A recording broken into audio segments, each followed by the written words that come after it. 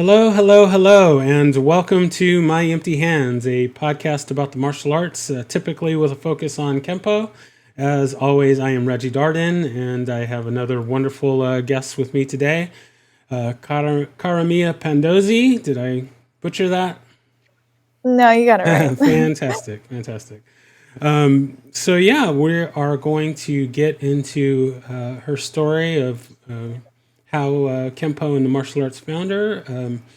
Before I before I turn it over to her, I usually kick things off with just a quick background of my history. I started in Kempo in the early to mid 90s, and since then I have trained in Taekwondo and Hapkido. I did some Western boxing, and I've recently started Brazilian Jiu Jitsu and Muay Thai. I also have a advanced rank in Capoeira, so I stay pretty busy. And as if I didn't have enough to do, I decided to start a podcast too. So yeah, that's my little lack of time management, but hey, it's fun stuff. So we're gonna go ahead and turn it over to our wonderful guest here. How did Kempo find you? How did you get started? Let's take it back to the beginning. Um, well, I started my Kempo journey, I suppose, when I was about 12. My mom just, wanted me to do something, wanted me to do an activity, and she said, I want you to, learn how to take care of yourself too if you ever needed it. And so she just brought me, she didn't really know anything. She just brought me to a place that she thought was good, and I stayed there for a while. It was a very from for what I know now, it was really not the best place to be to learn the art. It was very rah karate type of stuff like that, like for little kids, you know what I mean? Mhm. They claimed to be really great and everything, and it really wasn't. But she didn't know that, we didn't know that, nobody knew that at the time. But I actually had stayed at that studio for, I don't know, until I was like 15 or 16 or something like that, a few years. And then I had left there, and I had met my instructor now, Francisco Vigaru, and I had met Mr. Tatum and David Pantano, and they're friends of mine now, which is wild. And everything just kind of happened from there and changed for me in my Kempo career since then. Gotcha. Now, you didn't have any kind of previous interest in the martial arts or anything? It was No, I really didn't. Like I said, my mom just brought me to this place, and I just carried on, and I realized that I really liked it, and I noticed that I could get really good at it. So I just decided, I was like, well, I think that this is what I want to do. And as I got older, I kind of noticed and realized, like, oh, I could this could kind of be my ticket out of a normal average job or career or anything like that. And I realized that very young, that if I just commit myself right now and I make the commitment to do it, I think I think I could pull it off. Like, I think I could do this for a living, with other, obviously with other things involved, like fitness and such. But I just I just made the commitment. I promised myself a long time ago. I was like, if you can do this, this is what you're gonna do. So I did. Yeah. gotcha. Now, did you get any insight into what what drove your mother to taking you to the class? No, she just wanted me to do something. Like, I think she probably, just how, parents might be sometimes, of like, oh, I want you to do something, and get you out of the house for a little while. And she tells me the story of, apparently, you go for like your first lesson or whatever. And apparently in my first lesson, I really didn't like it that much. And I went home and I didn't want to do it again. And then she kind of nudged me a little bit of just like, hey, you should, you should try that again. So I did. And then that's when it just kind of stuck. I think I was probably a little bit older. Like I said, I was like 12-ish, 12, 13, right around there. So, Gotcha. I usually try and stay away from controversy on this show, but I will say this that don't let your kids quit martial arts or really any activity. We have a lot of today's youth are don't really kind of stick with things as they should, and the martial arts provides so much good qualities and good things that yeah, the second the child reaches some adversity or some difficulty with what they're doing, and they immediately want to move on to the next thing. And yeah, it's definitely very noticeable. right on. Now, so was this first school? Was it a Kempo school or was it different? Yeah, it was. You know, it, I I'm not one to like talk negatively about anybody or anything because obviously that's their livelihood too. But um, it was a lot of false advertisement per se, as I think maybe a lot of martial arts studios are. Of you'll learn life-saving self-defense skills and all of this stuff, and get taught by this ranked of this person, and then you go there and then they don't make contact, or they don't do sparring, or they don't do X, Y, and Z. And well, how am I supposed to save my life if I've never hit another person before? you know so it was kind of strange, and there was a lot of just strange things happening there. But when I had left there, and like I said, I had met all of these people that are now my friends, this whole world of different types of martial arts and Kempo opened for me, just because I didn't know that really anything else like that existed. And I was so excited, and I just remember wanting more. Like, I always knew that there was more out there than what I was receiving at that time. I just didn't know how to get it, or I didn't know where to get it, or I didn't realize I could be so close to it. So when all of that happened for me, it was really, really eye-opening, and I'm so grateful now because people ask me, well, how long have you been doing this? And it's like, well, since I was a kid, but I only started taking Kempo and my training and my business and everything really seriously, when I was 18, 19 years old is when I started to meet, everybody now, and kind of get in this traction of this very wide Kempo community. So Very nice. So, so talk about the kind of the early. What was it like in your early training? Was there any kind of things that stood out, or memorable moments that kind of stood out that I'd like to share? I think there's a lot. I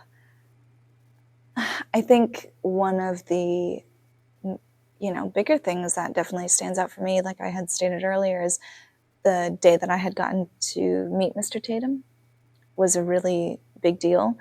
And I wouldn't be with my instructor, my sensei now, Francisco Viguru, if I didn't go that day. If that didn't happen, it was that going to that event really kind of sparked everything for me.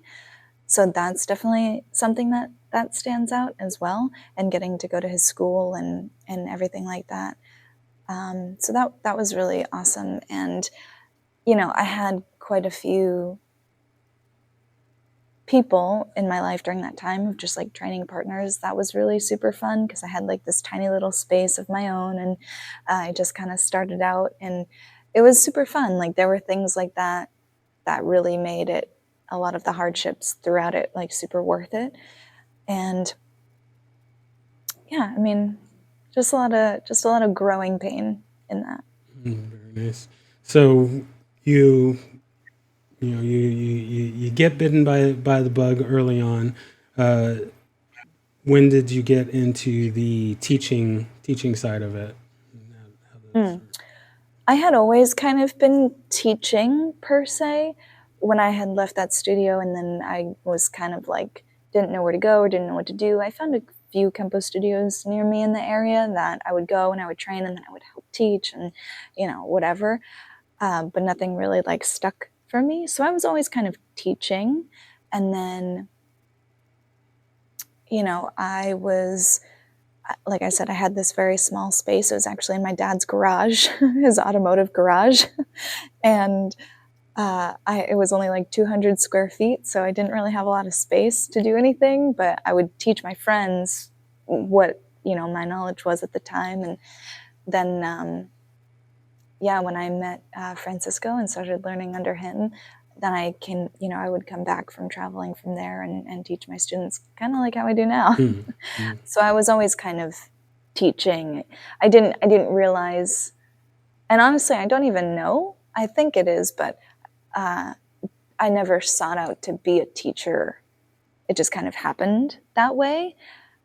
But I knew that this is what I wanted to do, no matter in what capacity. Very nice. Yeah, I think that happens to a lot of the teachers. They're maybe not, or I should say, I'm surprised at how often it happens for people that are not that weren't interested in teaching, and not only do they answer the call of that, but they make it their lives, or they make it a big part of what they're doing. And you hit a certain point where it just it just really transforms your life. Or I should say, in my case, in the teaching that I've done, I just always light up when I see the students grow, and they get that aha moment, and maybe they're battling with a technique or something, and all of a sudden they hit that moment where they get it. And Right, right. it's really kind of uplifting, and just seeing the growth of the students is huge. So I see that as a big driving factor in like what I do. And I assume with you it's kind of similar. Yeah, I think it was, like I said, I never sought out to be, that wasn't my goal to be an instructor like that for some, like, I had the thought, obviously, and it was there in order to do what I do, but that wasn't my driving force. Like, I just wanted to be a really great capoeirist, and whatever came of that came of that. And I really wanted to dedicate myself to the art and to this art. And running a business and obviously everything, you have to be a teacher. So I think that just became a byproduct of me really wanting to be in it. It wasn't the goal that I set out. It was a natural byproduct of me just really being dedicated to the art over time. Very nice, very nice. So, in contrast with the your first school, and how they weren't really focused on the fighting aspect of it, how was the transition to school where you got to really work those fighting skills, and how did that Oh, it transition was, go for you? yeah, it was really fucking awesome. I was so relieved when I was with Mr. Tatum, or the first time, like when I went to his school in California, and like I just watched these humans like really like kick the shit out of each other, and it was awesome. And I was so excited, and I was like, hell yeah, like this is what I was looking for. I just didn't know how to get it, and I didn't know. And I was like, oh my God, this is amazing. And it was beautiful because you're doing this really brutal and violent dance with someone, but you might hurt each other a little bit, but everyone's okay. And it's so cool. Like, it was so beautiful to watch, just the like beautiful symphony that people have when they do Kempo together, of we're doing this really brutal, devastating thing, but we both have the control enough to not push the envelope, but to push it just enough. And it was so cool. And I was so excited to learn that skill. And the same thing with sparring of, yeah, I mean, you get hurt. Like, you get hurt all the time. This is a very, can be, if done correctly, a hard, physically demanding thing. But I loved it. I loved all of that. I'm someone a long time ago referred to me as a sled dog. Of, I will do any like hard physical thing, like the harder the better. And I don't know. I think I tapped into that. I knew that it was always in there, but I just tapped into it, having these sort of experiences over time. And I was just so happy. And then I just really developed that skill, with these people throughout my training over the years. Same thing with sparring. I didn't know, one, sparring existed at the time, but also two, I didn't realize in that capacity you could do it like that, and you're not gonna really, hurt each other too severely. And now my kids love it. My kids here, they spar. They ask me to spar like almost every day. Like, they always want to do it if we have time, and I teach them some of the stuff that I've learned and everything I know, and it's really great. That like you said, kind of getting bitten by that bug. I think I didn't get bit. I think it was always there, and it just needed something to release that. So Very nice. So since you mentioned the getting the kids to spar, I know something that I've seen in my school and I've seen in other schools is that when sparring day comes around, sparring night comes around, everybody all of a sudden has things they need to do. They left the oven on or something like that. yeah. So what are your kind of tips for getting the kids and I'm gonna add the adults, the teens and the adults too, because yes, I know plenty of adults that also all of a sudden have that big work assignment to do on sparring night. So Yeah, and I want to make it clear, when I say kids, I don't mean like little kids. Like, my kids now are between the ages of like 10, 12, all the way to 15, 16. So I want to make it clear that these aren't like little guys. Like, they're all very much so older, so they kind of know the deal. But I would say make it super fun. Like, make it fun, but not in the like rah rah kid fun type of way, but just be honest. And I'm super honest with them of like, listen, this is a hard thing. And I kind of make it their idea of like, are you capable of like handling this? Because I think you are. And I see you and how hard you're working and everything like that. So I think you can do this really hard thing. And then they do it and they're like, oh my God, you know? And same thing with the adults. They love it. They, at least my adults anyways, they really enjoy it. And we make it fun. We do an iron shirt. We do like a lot of ground stuff. We do like, stuff that I know they will enjoy, stuff I enjoy. And I think that is where sometimes communication between instructor and student gets lost of, well, as an instructor, I'm making you do this thing because, well, someone made me do this thing, not because I enjoyed it, you know?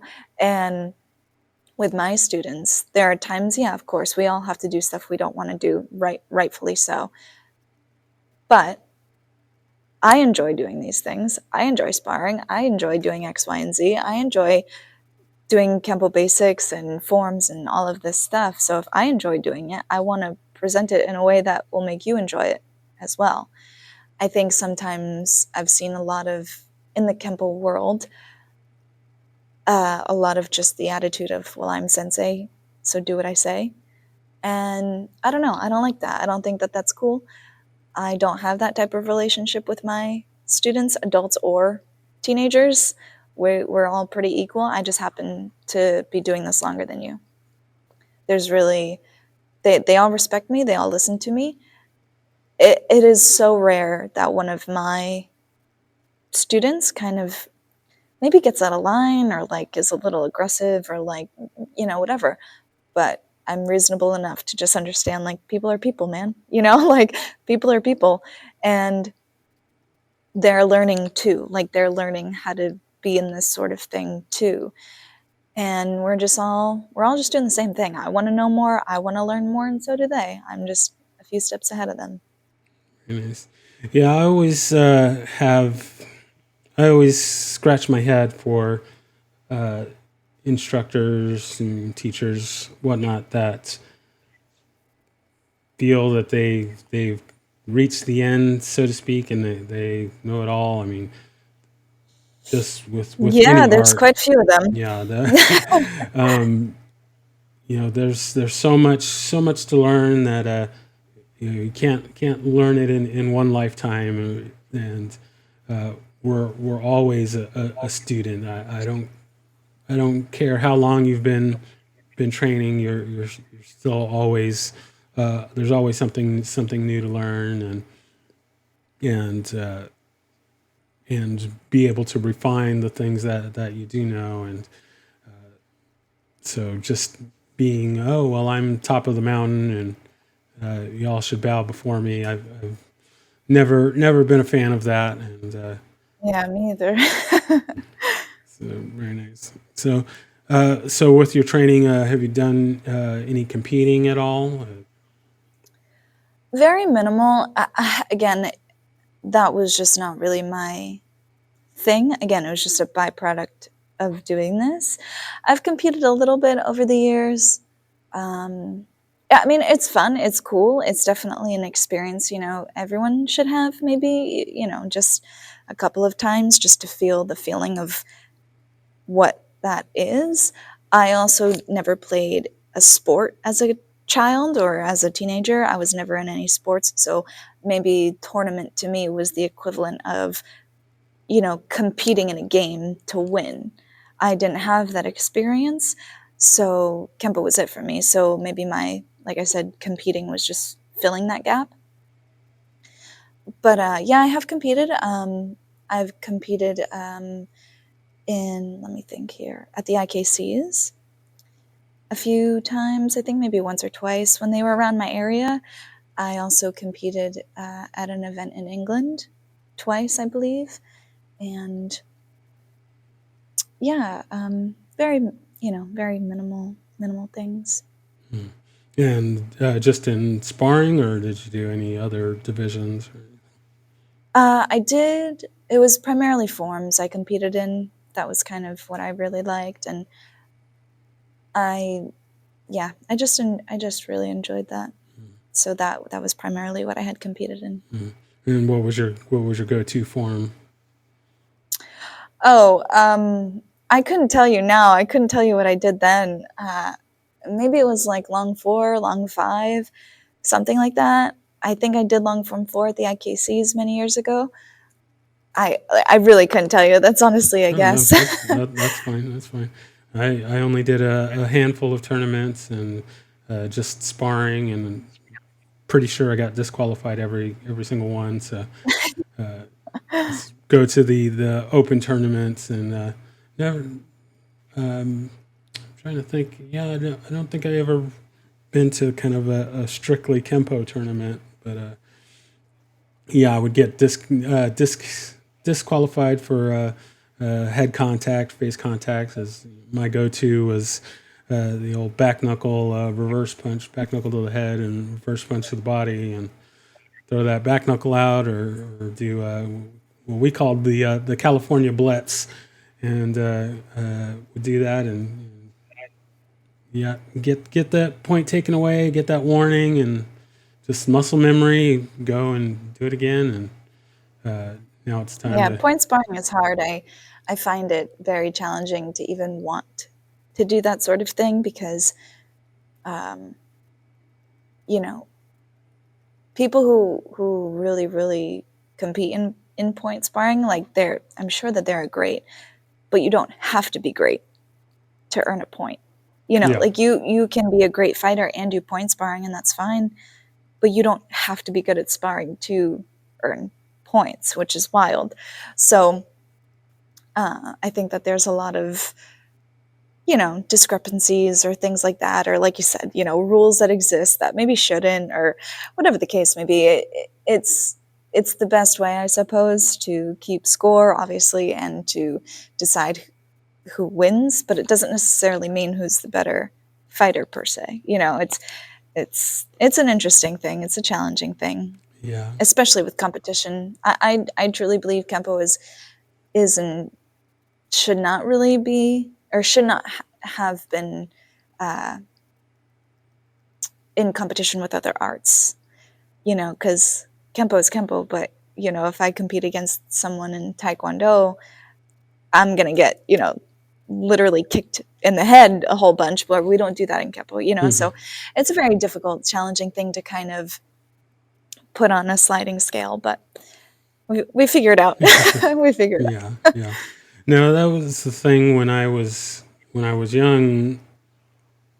The sparring aspect was so exciting, and now that I look through it with my old man eyes, uh, I the the point sparring specifically, it doesn't even look like a real fighting to me. And Yeah, yeah, just there's no, like, they're not even, or at least a lot of the ones that I've seen, they're not even in a fighting stance, and they have their arms down, and they're just kind of in this weird pose, and they're doing these kind of weird, game of tag things, and it's like, what's happening? This is not a fighting as I remember it. So, right. but I do think it's still a good thing to do, and definitely get those skills, and get out there. And being that this is a combat art, if you don't ever Right. do any sort of combat, then it's kind of defeating the purpose of the training. So, very. So that's the way I see it. There are probably some point fighters out there that are like shut up, but that's okay. Yeah. Okay. It's fine. So so with Kempo, have you done any kind of cross training in any other arts, or just all Kempo all the time? Yeah, I'll Kempo all the time. Yeah, that's really it. I never did anything else. I don't plan to do anything else. Uh, I've dabbled, like I have friends who, do Brazilian Jiu-Jitsu and have taught me stuff just because we're training together, you know what I mean? But really nothing uh, that I went and did on my own and whatever. No, never. That's really it. It's funny. I was actually talking to a friend of mine. His name is Justin, and he was here at my studio kind of recently. And Justin is a phenomenal martial artist, and he goes to like China and does all these awesome things, and he does quite a few different arts. And he asked me, he goes, "You've never done anything other than Kempo?" And I was almost like embarrassed when he asked me because this guy, does all this crazy cool shit, and I've done nothing. Like, I haven't done anything like that. But I mean, I've done stuff, but nothing like that. And I was almost embarrassed to be like, no. And he paused a moment, and he goes, "Actually, that's really impressive." And I was like, "Oh, thank God." I was like, "Oh, thank God. I'm glad you found that impressive." He goes, "No, that's really impressive, actually, to just never stray and to feel like you just like you're like you have everything you need out of this." And I kind of think about that, when people ask me, it's like, well, maybe it is impressive. I don't know, but I do know that there are other people like me out there that really haven't dabbled in much of anything else, and it's not because I wouldn't want to, or it's not because I don't find it fascinating. It certainly is, but nothing really calls to me like this does. Yeah, no, I can definitely see that. It's funny to me how there's kind of a shift in how martial arts used to be, and you would be at a school, and if you were like, oh well, I want to kind of try this other thing, and your teacher would be like, no, you only do this, you only train here, you only train at this. There are still places that are like that, Yeah, unfortunately. yeah, and so there wasn't a lot of kind of seeking out other things, and now it's kind of like you mentioned, everybody cross trains these days, and it's odd to be the one that only does one style. And yeah, with martial arts, finding you. It just may not be your time for that, and there's nothing wrong with that.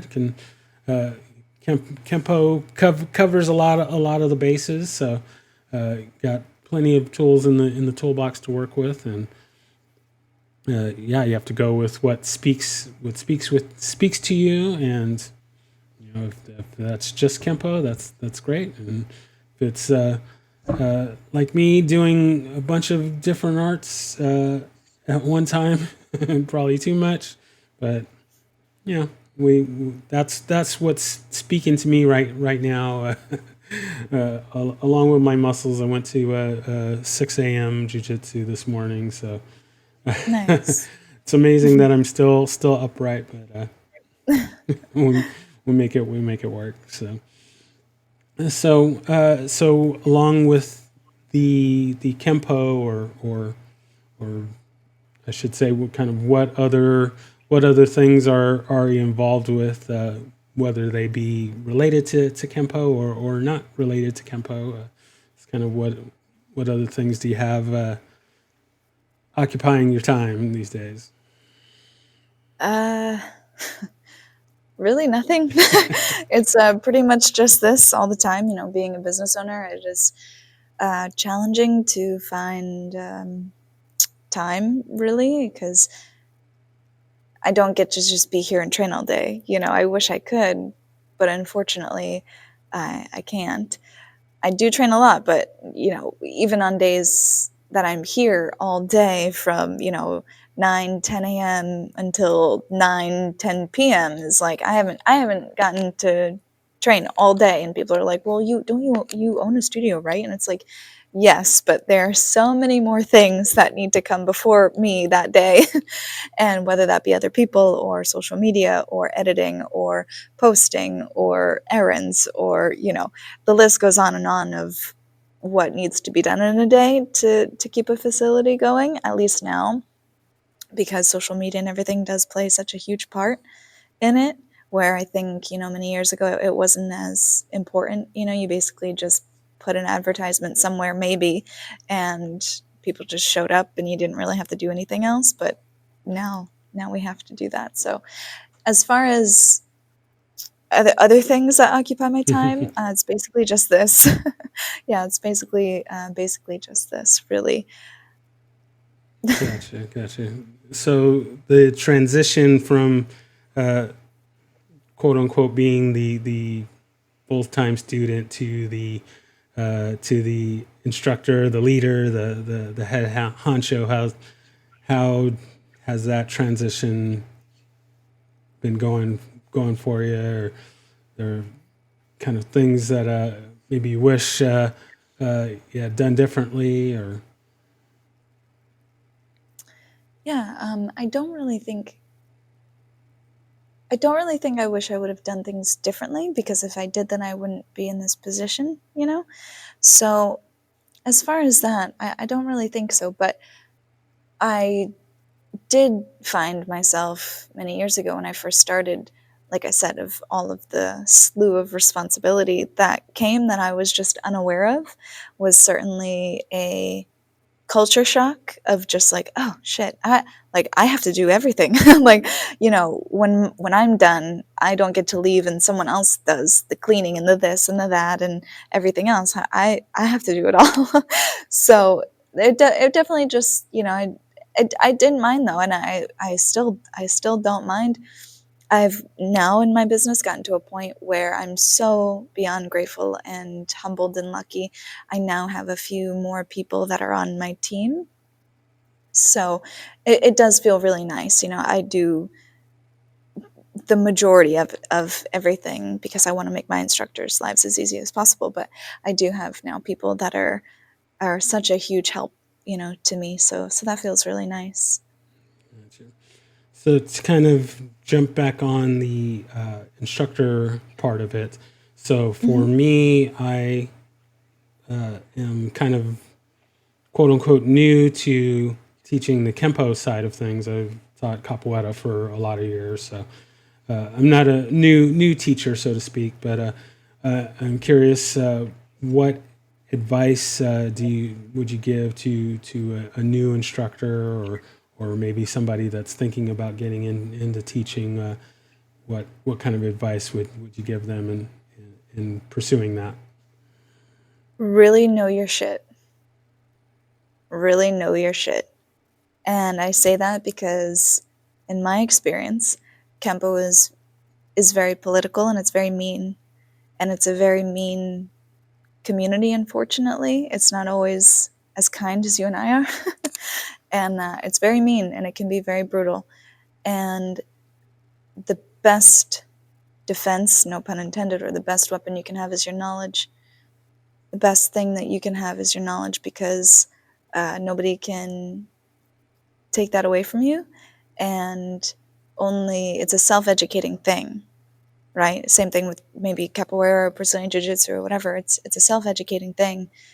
Kempo is the same thing. And if you're going to start to teach Kempo, I would recommend anybody really study.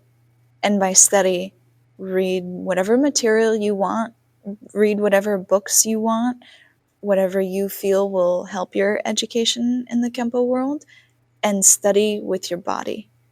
Do Kempo a lot, and like more than maybe you think you should. Even for me, like I said, there are some days it's like, oh shit, I didn't have time today, or I didn't make the time, or whatever. But that is how I study, because I need to be a good teacher. And I've seen that through my sensei, and I was taught that just by watching my sensei, of how much he studies and how much he trains. And we just saw each other a few days ago, funny enough, and we trained for hours. And it was that is the best lesson to me that I could have ever received. He doesn't really even have to explain much, because I do it and I figure it out, and then we talk about it. But really, really know your shit, because you got all the, you know, senseis, or the people that are up on that fucking hill that are going to tell you that you're terrible and that you're wrong and that you don't know what you're talking about. And, because they started doing Kempo 40 years ago, they know better. And it's okay, it's all right. But really know your shit and just be confident in it. And also, too, when you're wrong or when you don't know something, just say it. I say it to my students all the time. Someone will ask me a question, and because our syllabus is fucking ridiculous, like how ridiculous the Kempo syllabus is, in my opinion, there's a lot to remember. So you have to, in order to be a very good teacher, you have to remember all of that. And that can be overwhelming to anybody, it can be overwhelming. So of course I might forget things, or of course I might put a different extension with a different technique and then realize like, oh shit, that wasn't right. Of course, because we're just human. Everyone's just human. And we have so much shit to remember in our daily lives anyways. Now I got to remember all this stuff in order to teach it. And I tell my students very often of like, listen, I do not know everything. I don't claim to know everything. Quite frankly, I don't even want to. I don't even want to know everything. And when I don't know something, I will figure it out, or I will absolutely find you someone who does, if it's not me. You want to know Brazilian Jiu Jitsu? I know someone. You want to know a defense against da da da? That's okay. I know someone. It's not going to be me, but I know someone who can help you. And I think sometimes some instructors, not all, but as you were saying earlier, they're just really up on that high horse of, well, I know everything. And that's a big weight to carry. So, you better. But for me, I don't feel that way. Like I said, I don't know everything, and I don't want to. I want to know a lot, though. I want to be very educated. I want to know a lot, but I don't claim to know everything. And if you're going to be a good Kempo instructor, just know your shit. Very nice, very nice. So, what are your thoughts on kind of the future of Kempo? Where do you think you see it heading? Where would you like to see it head? Where it's kind of, especially kind of with the advent of MMA and kind of people, at least in my perspective, there's a more of a push for the kind of combat sport aspect and not the martial art. I use art in bold capital letters there. We're getting away from the Mr. Miyagi days and that kind of humbleness and grit and training and whatnot. So, curious of what your kind of thoughts are on the future of Kempo and kind of where it should go. Yeah, that's a really wonderful question. As far as where I think it should go, I mean, my opinion, I guess, of it is Kempo needs to be attractive. And it's not sometimes in the way that it is now, because it has such a, you have to have this criteria of what it is that you need to do in order to do Kempo. If I walked into a Brazilian Jiu-Jitsu school right now and I said, hey, I'd like to do Brazilian Jiu-Jitsu in my sweatshirt and my leggings and whatever, they would say, okay, come on. I don't have to get a uniform. I don't have to do anything. I don't need to get a belt. Like there's no gi Brazilian Jiu-Jitsu for a reason. There's no gi, Taekwondo or sport or this or that or whatever the case may be. Oh, and you have to learn 154 techniques, 96 extensions, 24 forms and sets if you want to do this. It's very unattractive. It's very unappealing. And that's why I feel like a lot of adults have a hard time wanting to maybe start in their adulthood of, oh shit, I gotta wear this weird thing, and I feel uncomfortable, and it's very unattractive sometimes, and some people really enjoy that. I really enjoy that, but that's like you said, that's my art, so I enjoy that. But someone who wants to do training, Kempo makes it very challenging to just do it on a whim. Like for me and my Kempo students, half of them wear uniforms, half of them don't. And the only ones that wear the uniform is because they want to and they're tired of their shirts getting ripped. Like it was purely just a, tactical reason rather than an aesthetically pleasing one. Half of my adult students don't wear their gis, and I don't care, because the knowledge I'm going to give to you is going to be the same whether you're dressed normally or whether you have a uniform on. It really doesn't matter. And it's great. It's really great. And I think sometimes people in my age, generation of Kempoists had those type of instructors of do what I say and I'm sensei and you don't go anywhere else and these are the rules and this is the tradition and this is why you do it this way.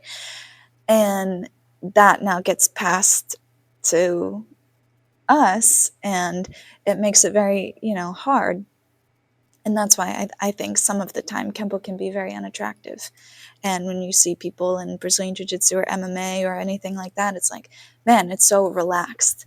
And they have no syllabus. They don't have to follow anything. They don't have to be belt tested in front of a whole panel that needs to sign off saying you did it. Like, it's very casual.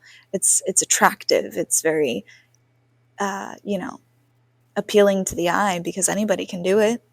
You don't have to do Brazilian Jiu-Jitsu for 10 years to be good at it. You can get good very quickly, and in your leggings, I really try to put my Kempo out there that way of having just a more relaxed vibe, because I think the tighter you try to hold on to something, the worse it's going to get. You just kind of have to let that go, and something greater will absolutely happen because of that relaxation and that. So that's what I think. And as far as the future of Kempo, I think that there really won't be one too much unless that thing sort of happens, because all of the other arts will evolve as well, Of course they will. And we really haven't too much. So I don't really think, there will be a very large one without that sort of attitude. Gotcha. I like it. All right, so we're going to go ahead and move into our lightning round here. I got a few little questions to throw at you as we head towards wrapping up. The first one being, do you have a favorite technique? Oh, jeez. I wasn't prepared for this. Yeah, I like to throw that out there, shit. kind of get folks off guard there. I really like, it's just coming to me now. I don't even know if this is my favorite, but it's one of them. I really like Snaking Talon Oh, with the okay. extension. Yeah. It's a good one. It's a good one. I like Mhm. that.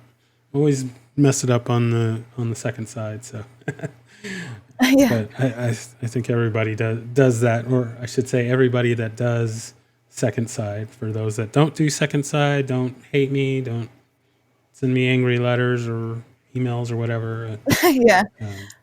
So, I like that. I like that. All right. Next question: do you have a favorite form and or set? Mm. I really like Stand Set 2. I really enjoy that set. My favorite form? I just recently started learning long 8 just the other day.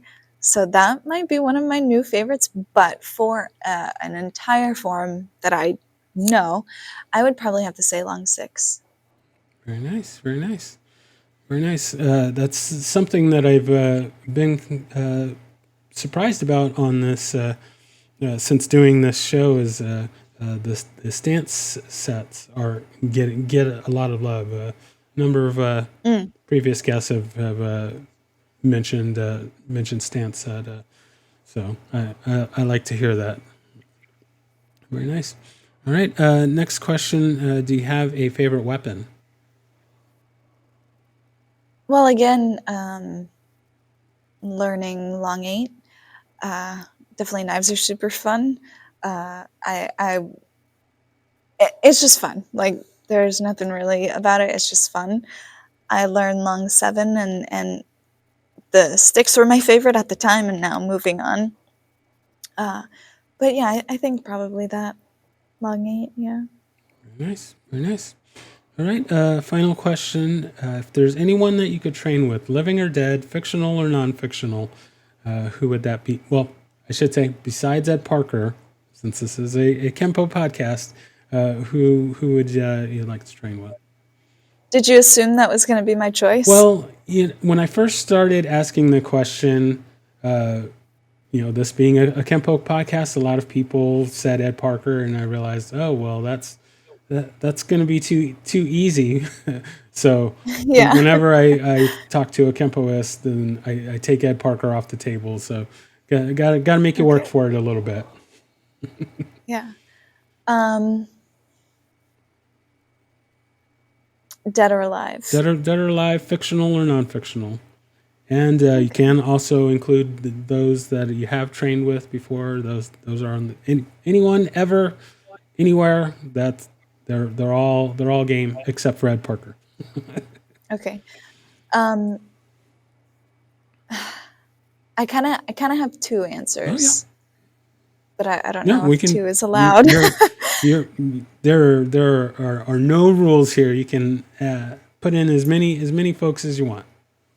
All right. I would say my first one, but I want to be specific and taking Ed Parker out of the equation. But would have definitely. I would love to have. I'm sure a lot of people say this, but I think my reasons are different.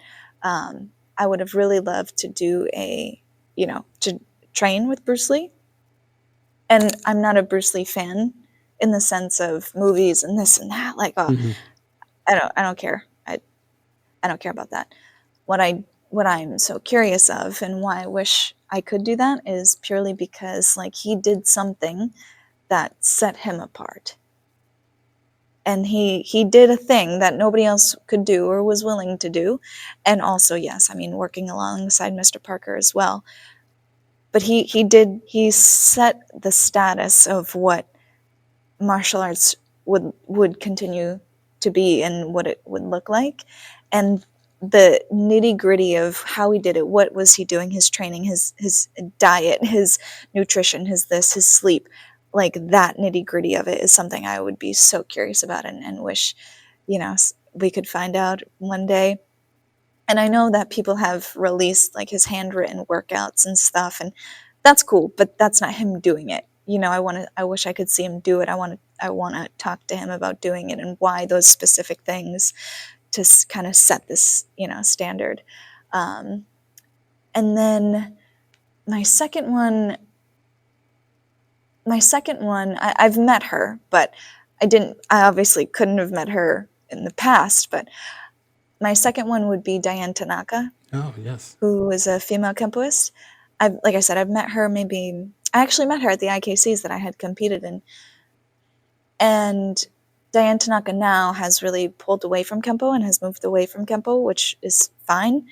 I probably can be understanding some of the reasons why, but I wish I could have shared the floor with Diane Tanaka in, the 60s, 70s, 80s, or whatever, during that time when Kempo was really at its peak, when, Mr. Parker was really there and everybody was there. And I really wish that, because she's very well known in the Kempo community, or at least she was, and I did admire her. I think that's where my love for long six comes in, because there is quite a bit of footage of her doing that long form six, and it was beautiful. And she was a very great Kempoist, and again, I would like to train with her during that time. Oh, very nice. Yeah, she's one of the greats. That's a great answer. I like it. All right, so we are going to move to our point of shameless self-promotion. So now you can plug anything that you'd like, or if there's anything that you wanted to get out there that we didn't cover today. Now's your time. You have the floor, and then we'll close out from there. Okay, thank you very much. And yeah, thank you so much for having me and for asking me. And this has been super wonderful. And you're a wonderful host. For a shameless self-plug, I've recently released 2 fitness ebooks that are for purchase on my website. I have a 5-week digital training program called Semper Invicta, which is 4 workouts a week, and it's for 5 weeks long. And I also released a second ebook called Just Peachy, which is a lower body glute and leg training program, another digital training program. It's 12 of my favorite lower body glute focused, leg focused exercises and workouts that can be done at any time. So you don't have to follow the guide, you don't have to do it every day, but you can incorporate them into your daily training as well. And I want to make it clear that it's not just for women, but I know women are always looking to, improve their legs or their glutes or whatever the case may be, but it is for anyone looking to do any sort of lower body training. So those are available for purchase on my website, which is driven2train.coach. I'm here in Whitensville, Massachusetts. We offer fitness, martial arts, obviously, yoga now, which is really, really exciting. And in 2 weeks from now, again, I'm going to go off on this shameless self-plug, but go for it. in 2 weeks from now, we're hosting a really big event here at my studio with Grandmaster Larry Tatum is going to be coming here. I'm going to have all of my friends, David Pantano, my instructor, Francisco Vigru, my friend Tony Martin, who is down in Baltimore. They're all going to be here teaching seminars, and it's going to be a really, really fantastic event. And I'm beyond excited and humbled that I am now in a position to be able to do this sort of thing. So that's happening in 2 weeks. So I'm slowly losing my mind a little bit in the preparation for it, but it's going to be really, really fabulous. It's going to be a phenomenal time, and we only have a few tickets available if anyone listens between now and then. So I think we only have 5 or 6 left. So. All right. Excellent. Yeah. Excellent. Well, I thank you so much for taking the time to tell me your story and share some of your insights. And hopefully we can do this again at another time and dig in deeper on more specific topics. But yeah, I just thank you so much for being on, and can't wait to get this out for everyone to hear. And any links or things like that, make sure to send them to me, and I'll make sure that they get in the show notes. I'm trying to get better at that. So, once again, just thank you so much for being on, and we will talk soon.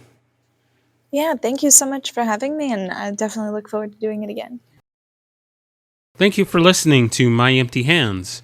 If you enjoyed the show, please share it with a friend. If you didn't enjoy it, please share it with an enemy. If you'd like to be a guest, or if you would like to recommend a guest for the show, please email me at podcast@talkingkempo.com. Thank you.